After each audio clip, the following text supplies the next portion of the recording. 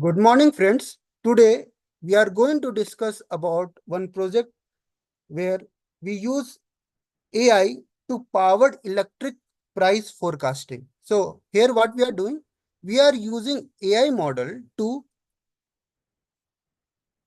solve the issue of electricity. So let me first take a epic pen. Okay. So let's change the slide.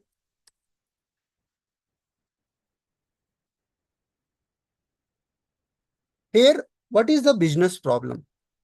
Obviously, we are here to solve the problem related to any domain but by the use of AI. So here, when it comes to power trading, what happened? Sometime the cost of electricity will goes up.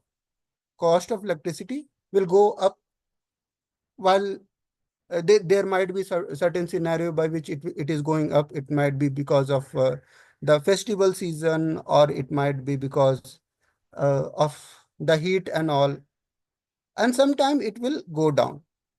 So the main aim to create this project is to forecast at what time we are having a very low demand of the electricity. If we are having very low demand, let's suppose this is the price of the electricity. At this point, we are getting a very low price of the electricity. So we have to find at what time we are getting a very low price. And we have to sell the same thing with very high price. At what time we are getting very high price. So there is a difference between the selling price and the cost price, which lead to the profit of our client. So this is the business problem that we are going to solve by using forecasting model. So let's proceed further. So we have already talked about the business problem and all. Here the supply and demand, because of the supply and demand, the data, electricity price is very imbalanced. So we have to first come up with the idea of business objective. What is the business objective all about in this case? Here we have to minimize the risk and procurement of the cost in power trading. We have to first find at what time how much amount of electricity is needed, and at what time how much we need to produce. So we have to find this at what time how much electricity to produce. Then after we have our business success criteria.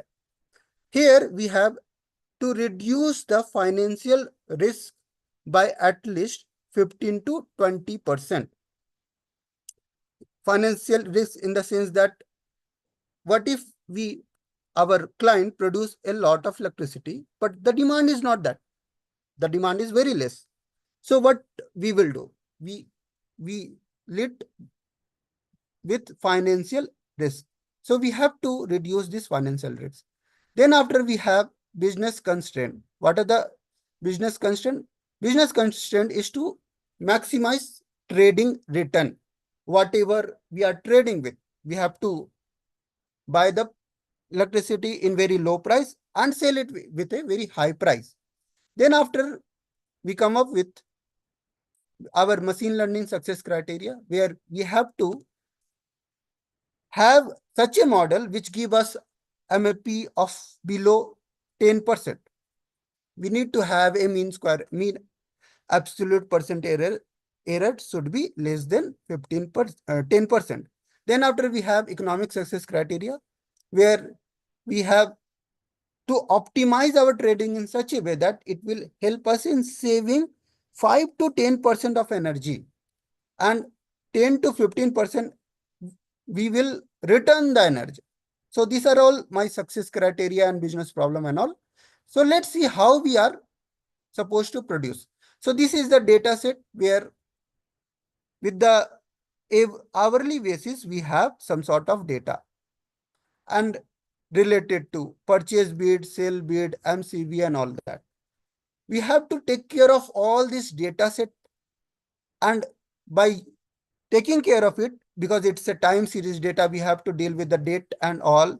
According to the date only, we are supposed to produce the result. So let's come to the columns that we have. We have, first of all, anyway, this is a time series problem. So we have to deal with the date column. Then after we have year, then time of blockage and all. Then what is the purchase bid? How many, what should be the bid that our client is supposed to give, so that they will get the electricity in a very cheaper price.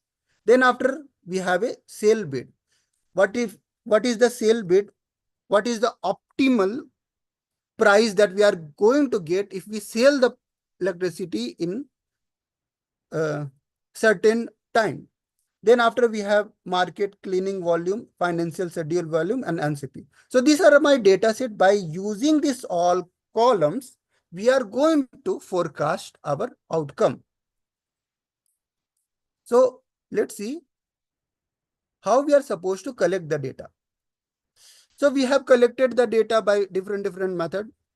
First of all, our client provides some sort of data to us. Then after, even if prior to this, we can perform scraping process to collect the data and all. Then after we are having GRM energy domain research, where we can go and do some sort of research so that we will get some sort of idea related to the features that we need, so that we can predict the price of the electricity in future.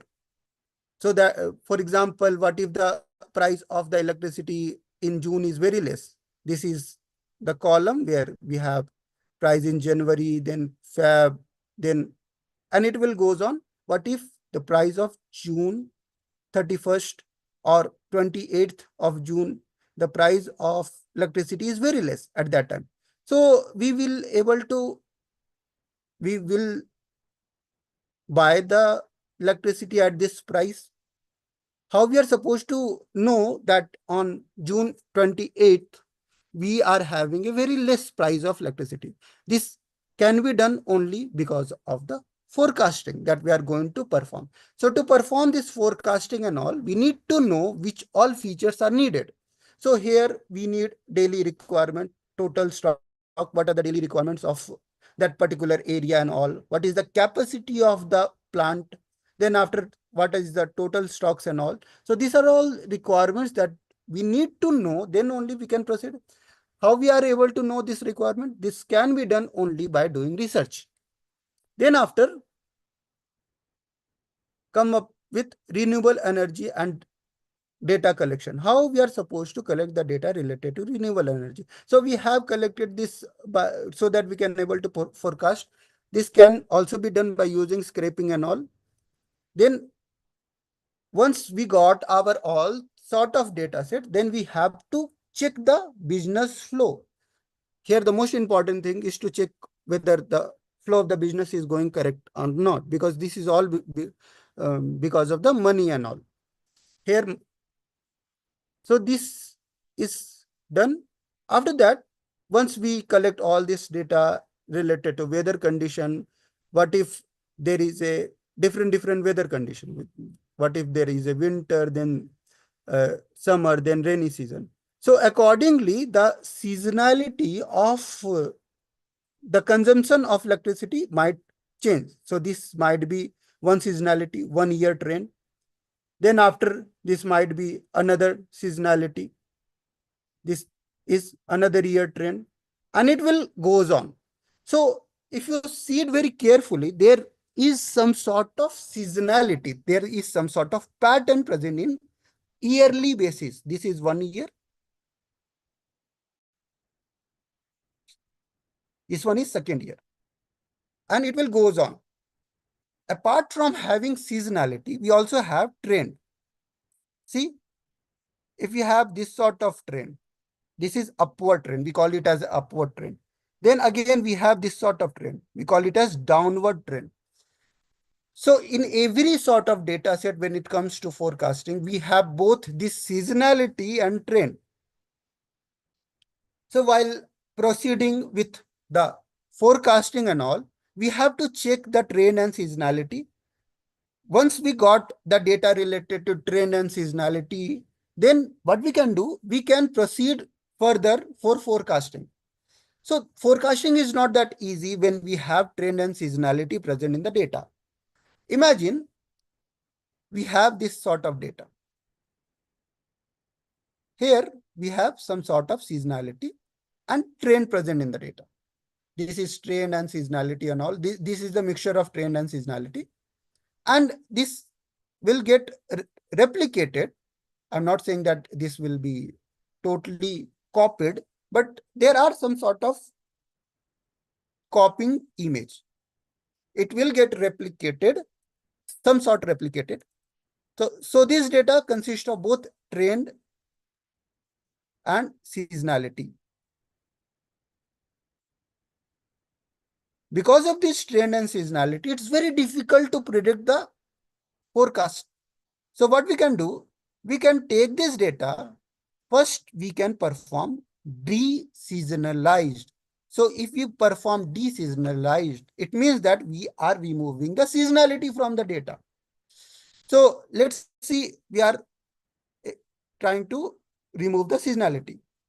We are left with the trend then. Once we are left with only the trend of the data, then what we can do? Again, we will perform de-trending. So once we perform de-trending, my data will look like this. So now the question arises, if we remove the seasonality, if we remove the trend, then what we are left with? We are left with noise only.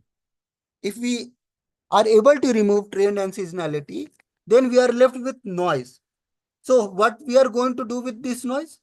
What we can do, we can use this data which consists of only noise and then go for prediction. So there are multiple models that we can perform for prediction. There are ARIMA, SERIMA, SERIMAX, and multiple, many more. So, and we can also perform use ensembled learning model to perform this task. And then at the end, whatever will give us the more accurate result, we will proceed with those data. So these are all my data set and all, and these are all columns that we have used. And then at the end, we also discuss about how we are supposed to use this data set so that we can first, what we can do, we can first de-trend our data, then we can de-seasonalize our data. And then we can use those de-trend and de-seasonalized data to perform prediction. So this is the way by which we can use our, we can perform our forecasting. So first step is, whenever we got any data, we have to de-trend the data. Then second is, we have to de-seasonalize the data.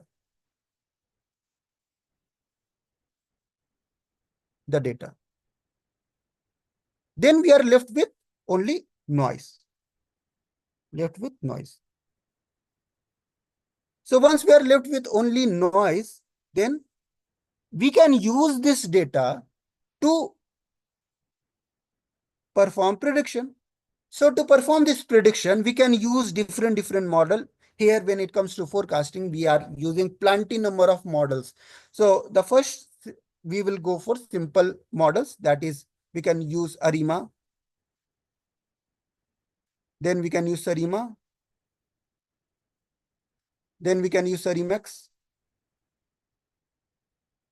We can also use ensemble learning model, that is AdaBoost,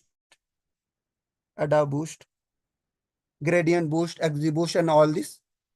After performing this sort of task, what we can do, we can go for prediction. So using this model, the model will give some sort of prediction. Out of all this model, we chose those model which give us the better prediction. Once the prediction is done, then we can perform the task of adding seasonality. Once we add seasonality, then we can add trend 2. Finally, after adding seasonality and trend, then we can get our required correct prediction. So by using all these steps related to the forecasting, we can easily able to predict it correctly. So this is fine. So this is the short summary related to the project that we perform here related to AI powered electricity forecasting. So thank you.